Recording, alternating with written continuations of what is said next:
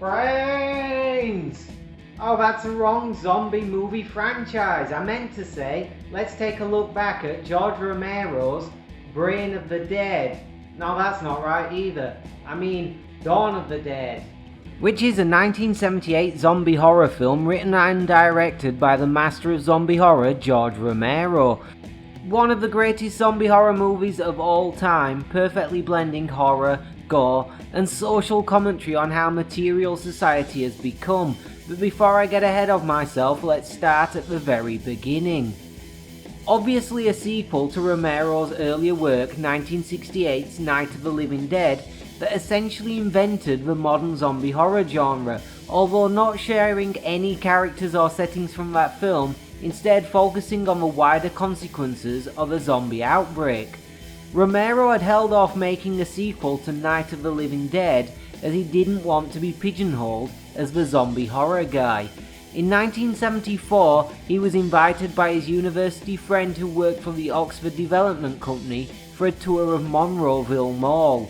While showing him secret areas of the mall, joking that people could survive in the mall in an emergency. With this as the inspiration, Romero started work on the screenplay. The film almost didn't get financed, as Romero and producer Richard Rubinstein were unable to secure any domestic financing for the picture. However, legendary Italian director Dario Argento, whose film Suspiria I covered last year, was a big fan of the Night of the Living Dead and agreed to secure financing for a sequel in exchange for the international distribution rights. They actually shot the majority of the film at the Monroeville Mall around Christmas time, which severely affected available time for shooting from 11 PM until 7 AM every evening, having to stop when automated music commenced. They also stopped production for 3 weeks at the end of the year to avoid continuity errors due to Christmas decorations being in place throughout the mall at this time. Due to the deal between Argento and Romero to finance the film, both had editing rights on it, Argento controlling the Eurocut for non-English speaking countries and Romero having final say on English language territories. This has led to there being many variations of edit for the film, with differing scenes, amounts of gore, lines and music, with Argento's soundtracks largely using the prog rock band he collaborated with many times, Goblin, whereas Romero's versions did not. I have no idea which version of the movie I actually own, there are that many of them. On release, the movie was a critical and commercial success, earning back $66 million on a reported budget of $1.5 million. However, according to the producer Rubinstein, that figure was greatly inflated to impress foreign investors, and the real figure was actually much closer to $500,000. Either way, it is the most profitable film in the Dead series.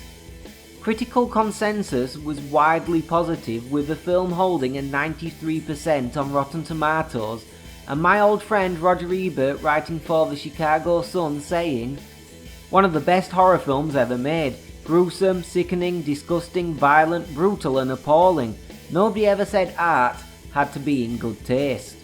I hadn't, until re-watching Dawn of the Dead for the purposes of this review, actually seen this film since I first bought the DVD around 15 or 20 years ago. The first thing I appreciate about this movie is it doesn't mess about introducing us into why or what or where, it just does, which is something I wish modern movies would learn from. The unexplainable does not require explanation, so don't bother trying. Zombies are just zombies because they are. We open with a SWAT team attempting to clear out a tenement populated by black and Hispanic people in an inner city ghetto, where we are introduced to the absolute chaos that is reigning throughout this film's universe, including and not limited to a glorious head explosion, which was provided by Tom Savini, who did all of the stunt, makeup and effects work on the picture. The head used is actually that of Francine, played by Galen Ross, who in the original script was going to commit suicide by placing her head into the blades of a helicopter. During production, they decided to change the ending and have her and Peter escape instead. However, the cast of her head was repurposed by Savini for the head explosion, which is so glorious I'm going to show it twice. Tom Savini is a true master of practical gore effects, and although by today's standards they look very cheap, actually hold up pretty well even 4 decades later, being extremely over the top. Savini is an artist and this is his David. Although admittedly the zombies do look ridiculous, with many of them looking blue rather than the grey they were meant to be. Our 4 protagonists eventually escape the chaotic and diverse inner city to closeted and pampered American suburbia, and really to the shining monumental edifice that represents that the most, the shopping mall. This is where the film's social commentary kicks in, with our 4 protagonists building a utopia within the chaos, clearing out the zombies and locking themselves into a shopper's delight. One where they build a beautiful home and pamper themselves with furs, caviar and diamonds. Becoming so enamoured with the delights at their disposal, they become blinded to the danger that exists beyond the barricades. Even the zombies who flock to the mall, because as the character says, it's something they remember doing, represent the brainlessness at the centre of a lot of consumerism, with many people mindlessly buying and consuming ever more tat. All whilst our very much alive main characters mirror those exact actions and emotions, even whilst they try and survive the apocalypse, with the motorcycle gang then reintroducing the chaos from the beginning of the film, being almost anarchic in their disdain for the zombies, going as far as to cream pie them and bash them in the head, not for survival but for fun, as they attack and loot the mall, mindlessly trashing it. The ending asks the question, are we the monsters or are they?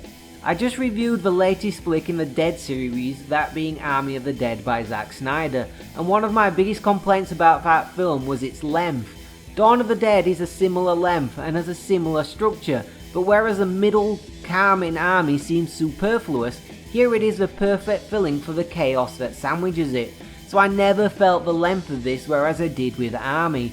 Mainly because that calm in the centre has something to say. It also allows the characters to breathe and expand as people, meaning you care for them as an audience and want them to survive.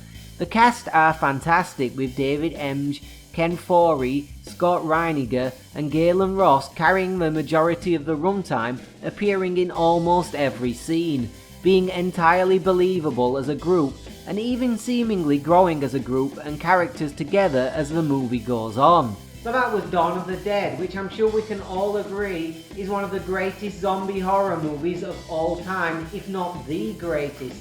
Mainly because it wasn't content to just be a schlock zombie horror. It attempted, and in my opinion, succeeded in saying something profoundly important about society, all whilst providing the Sistine Chapel of head explosions and gore.